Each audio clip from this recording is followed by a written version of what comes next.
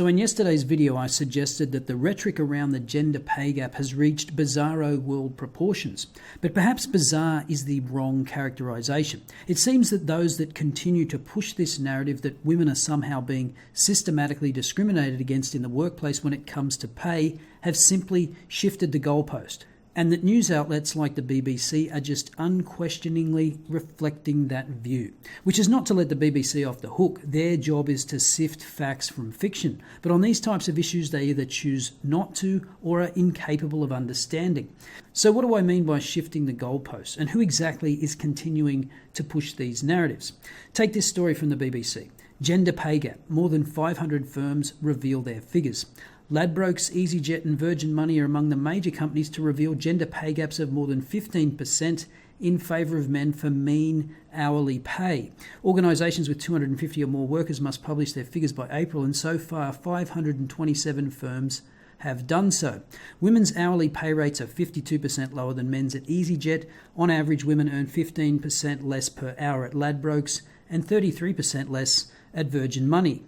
All three firms say men and women are paid equally when in the same role. Now, the headline of this article could have been more accurately rewritten to say, companies report no difference in pay rates for men and women, because the only functionally useful piece of information in what I've read out so far is the line, all three firms say men and women are paid equally when in the same role. Quoting the difference in average pay rates is a meaningless statistic that tells you nothing about whether people are being paid the same for the same work. So how to react to this information? Well, shift the goalpost. Now it's all about weak representation. The Ladbrokes Coral Group put its gender pay gap largely down to weak representation at our senior levels, and Virgin Money said it was confident men and women were paid equally for the same jobs. The gender pay gap is the pay discrepancy between men and women irrespective of their job or position. That is distinct from equal pay, when companies are required to ensure that men and women carrying out the same or similar roles are paid the same for the amount of work they do. Yes, that's exactly what we've been saying for years. I'm glad you've finally caught up with that distinction. But instead of realising that therefore the gender pay gap, as it is reported, is a meaningless statistic, we're going to shift the goalposts to talk about equal representation, like this tweet from Women's Equality Party quoted in this article.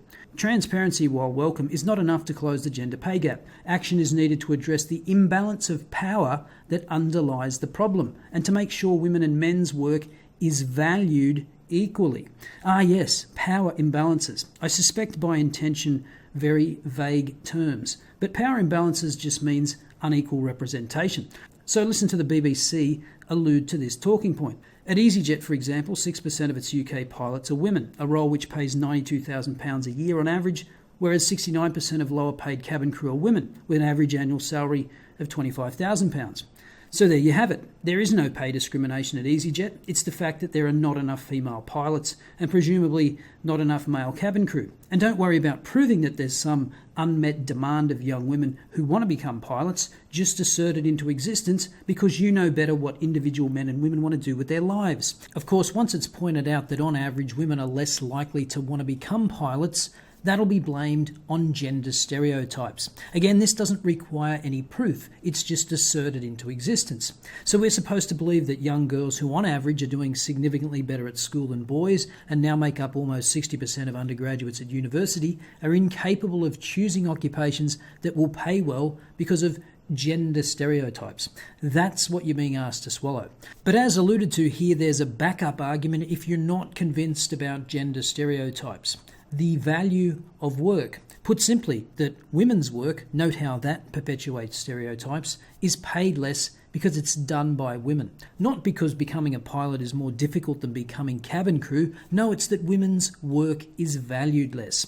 And here's a great example of this ridiculousness right here in Australia. Stressed daycare staff demand pay on par with engineers.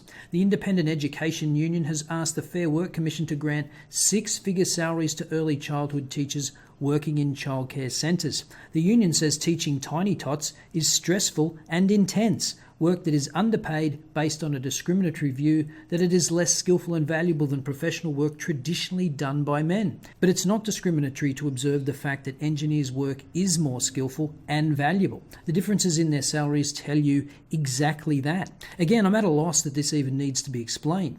If you raise the pay of daycare staff by 59%, as is suggested in this article, to match that of engineers, then you will make the cost of daycare more expensive. Less people will be able to afford it, which means less daycare centres and less jobs. Oh, unless of course you tax people more to pay for it. Watch out for that argument coming from a socialist near you. Anyway, back to the BBC article and the changing narrative. There was some criticism of the way the data was presented. Oh, you mean the way you're presenting it and the way it's been consistently misrepresented for years now? Some made the point that men are paid more than women in certain companies because they are in higher paid positions. Jeremy Miles, AM of Welsh Labor, said that lack of women in higher paid roles is an issue in itself. Weak representation of women at senior levels is not the explanation, it's the problem. Oh, there we go again. Truth by assertion. So that's the problem. I thought it was that women were paid less for doing the same job. Silly me. It's that there's not enough women in senior roles. But of course, again, you don't have to go to the trouble of proving that women are being systematically denied senior roles. You just have to assert that they are, because that's the same thing when you're a social justice hypocrite. But hang on, what's this? Firms paying women significantly more include mattress retailer Sweet Dreams, which said women were paid 46% more, and nursery business Yellow Dot, where women's hourly rate is 35% more. Yellow Dot, which runs 12 nurseries in Hampshire, said its team was predominantly female, with the majority of the male team employed in the lower skill areas of childcare.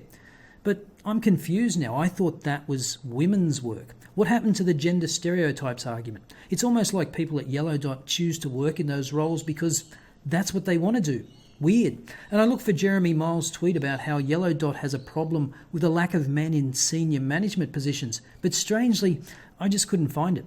And although this entire pointless exercise of making companies report on this stuff is an unnecessary burden, it's hard to feel sorry for them because they play right into the narrative. The aforementioned EasyJet has set a target that 1 in 5 of new entrant pilots should be female by 2020.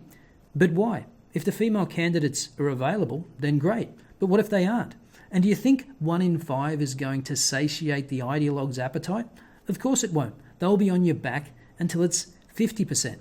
Last year, a report published by the BBC found there was a 10.7% gender pay gap in favour of men when the mean average hourly pay rates were compared. Like many firms, the BBC also measured the gap on a median average basis and found a 9.3% gap in favour of male staff. Now, why this journalist decided to include mean and median is beyond me. They're both utterly useless measures, which you'd think they would have realised by now, but they still don't understand the basic subject matter of what they're talking about.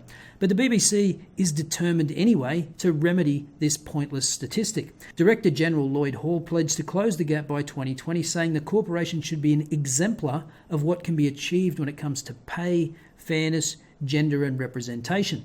Now that's almost as meaningless as the statistics on which you based your statement. Equal representation has nothing to do with fairness. If in order to achieve that outcome you have to practice discrimination, then how is it fair? But that's always the ultimate hypocrisy of those that advocate for social justice. You have to treat people unequally in order to make them equal. I'll see you next time.